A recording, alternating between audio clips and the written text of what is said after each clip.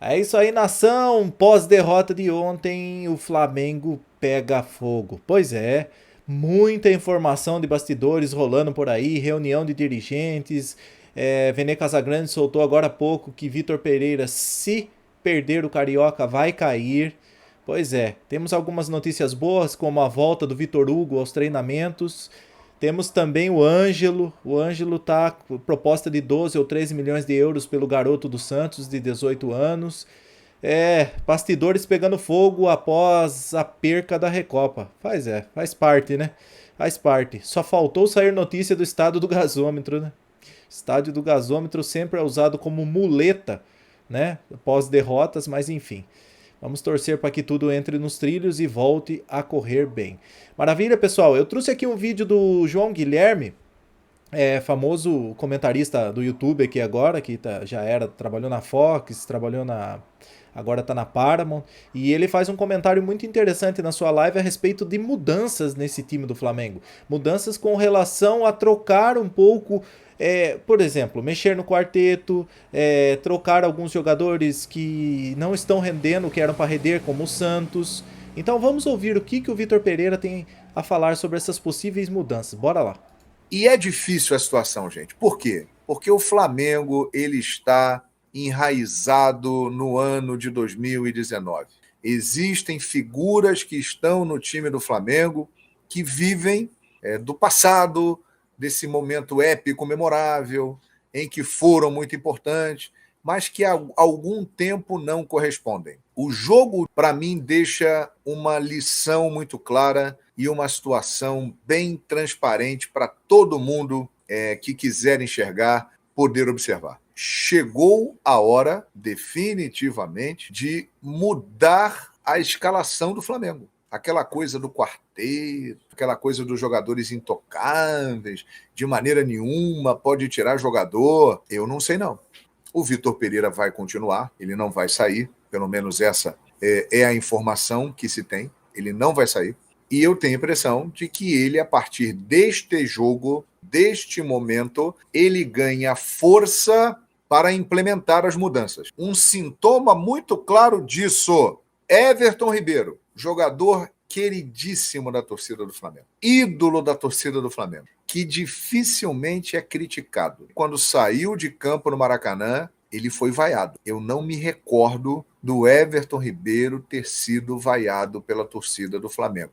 Ficou muito claro, gente, que esse garoto, Matheus Gonçalves, tem que arrumar um espaço para ele. Ele entrou em campo e ele foi muito mais produtivo do que os medalhões. Ele fez muito mais coisas no jogo do que o Everton Ribeiro. Ele só não fez mais com o Arrascaeta porque o Arrascaeta empatou o jogo lá, fez o gol. Porque senão ele jogou melhor do que o Arrascaeta também. O Matheus Gonçalves foi melhor do que o Everton Ribeiro e do que o Arrascaeta. O Cebolinha, ele estreou no Flamengo. O grande momento do Cebolinha tinha sido aquele jogo contra o São Paulo no Morumbi, pela Copa do Brasil semifinal, que ele fez o terceiro gol e que encaminhou a classificação do Flamengo. Tirando isso, o Cebolinha não tinha aparecido muito. Cebolinha entrou muito bem. Inclusive, ele foi brilhante na jogada do gol de empate. Ele clareou o lance, dando passo para o Arrascaeta só chapar e empurrar para o gol. Então, essas entradas hoje, o Gerson entrou bem também no jogo. Achei que o Gerson fez uma boa partida. Mas as entradas de Matheus Gonçalves e de Cebolinha deixam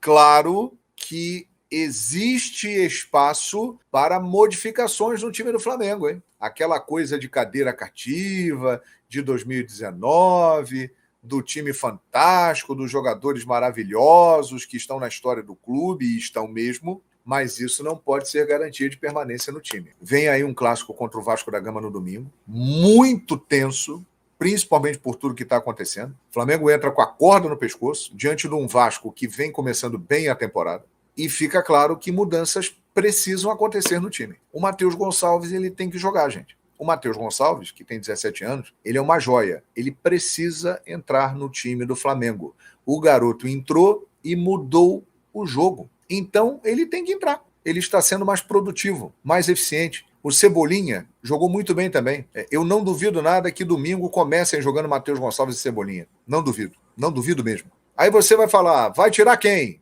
Olha, o Gabigol, ele não é mais um atacante, um homem de área. Ele joga muito mais recuado, muito mais como meia. Cara, o grande candidato a sair do time é o Everton Ribeiro. E aí você vai mexer num ponto sensível que boa parte da torcida do Flamengo não aceita, pela admiração que tem pelo Everton Ribeiro. Aí muitos vão falar assim, tem que tirar o Arrascaeta, que está mal, hein? Pior momento do Arrascaeta, talvez da carreira dele. Ele está jogando muito mal. Mas a diferença do Arrascaeta para o Everton Ribeiro, o Arrascaeta é um jogador decisivo. O jogo só seguiu, só foi para prorrogação e depois para os pênaltis, porque o Arrascaeta empatou o jogo no último momento. Ele não estava bem na partida, mas ele é um cara que pode decidir a qualquer momento. Essa é a diferença do Arrascaeta para o Everton Ribeiro, na minha avaliação.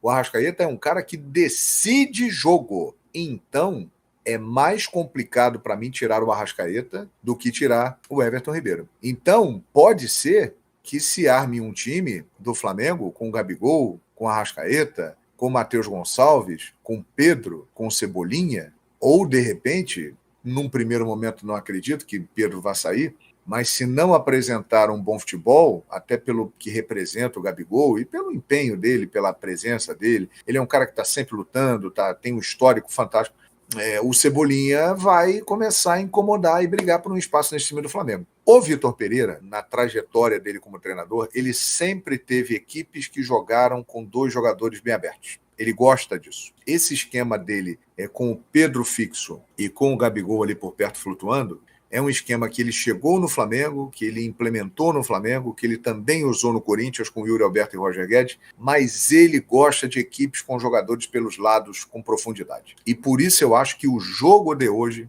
ele pode significar uma ruptura de um modelo de equipe do Flamengo que estava congelado desde 2019. Porque se você for ver, o Bruno Henrique se machucou e aí entrou o Pedro, que já era um jogador do elenco do Flamengo e que não jogava porque existia a dupla Bruno Henrique e Gabigol e nenhum treinador teve aí a audácia de colocar um trio Gabigol, Pedro e Bruno Henrique, que eu acho que funcionaria perfeitamente. Então esse é um ponto importante. Mediante a pressão, o insucesso da perda de um título, é bem possível que a gente, a partir de agora, com a sequência do trabalho do Vitor Pereira, a gente veja uma transformação na escalação do Flamengo. Ele vai ganhar força para fazer essas mexidas, que até pouco tempo eram consideradas inadmissíveis pela maioria da torcida do Flamengo. E aí, nação, o que você achou desse vídeo do João Guilherme? É meio polêmico, né? Eu tenho uma opinião a respeito do Everton Ribeiro. Eu não acho que ele seja o jogador para sair. Ontem, as principais jogadas do primeiro tempo, os cruzamentos que foram para a área e quase gol, foram dele. Ele foi o cara que mais clareou o jogo. A torcida pega no pé dele mesmo. O João Guilherme falou que não, mas pega. E para mim, quem tá muito mal... o cara fez o gol, é decisivo, o João Guilherme tem razão, mas o Arrascaeta tá mal tecnicamente demais. E tanto é que ele mesmo admitiu, né? Que a fase não está boa, ele não consegue ajudar os companheiros. Outro também que ontem para mim foi muito mal e já vem mal há algum tempo é o Pedro. O Pedro não tá conseguindo nem fazer o pivô mais, tá tendo dificuldade absurda. A mudança que eu promoveria, se fosse a minha opinião, não sei se vocês concordam, mas eu gostaria de falar e que vocês deixassem opinião. Eu tiraria o Pedro, colocaria o Gabigol fixo de falso 9 e jogaria com Matheus Gonçalves e Cebolinha para esse jogo contra o Vasco. Everton Ribeiro e Arrascaeta atrás e um volante. Ou talvez até jogar com 3 zagueiros, que foi o que o Vene Casagrande acabou de falar em sua live, onde ele disse que a ideia do Vitor Pereira é jogar com Léo Pereira, Davi Luiz e Fabrício Bruno. Ou seja, a mesma saída de 3 de ontem, mas com um porém, com um zagueiro pela esquerda e não o Thiago Maia. Enfim, vamos aguardar para ver como esse time vai vir para esse próximo jogo contra o Vasco, que vai ser uma pedreira, uma pressão absurda. Independente do Vasco tá bem ou tá mal, a pressão é absurda em cima do Flamengo. Uma outra coisa que eu acho que também é válida para esse jogo contra o Vasco, Matheus Cunha no lugar do Santos. Eu acho que o Matheus Cunha tá merecendo uma chance, joga bem com os pés, tem facilidade, bom goleiro. Eu acho que não custa nada. Agora, perdemos 3 títulos, ok, vamos dar oportunidade, vamos tentar mudar alguma coisa. Entendeu? Já que o técnico vai continuar, tem que haver alguma mudança. Pelo menos pra gente tentar alguma modificação que traga alguma novidade para esse time do Flamengo, né? O que a gente torce é para isso. Enfim, peço a sua inscrição, o seu compartilhamento e a sua curtida para darmos continuidade aqui no nosso trabalho no Mengão Mídia. Rapaziada, saudações rubro-negras e até o próximo vídeo. Fui!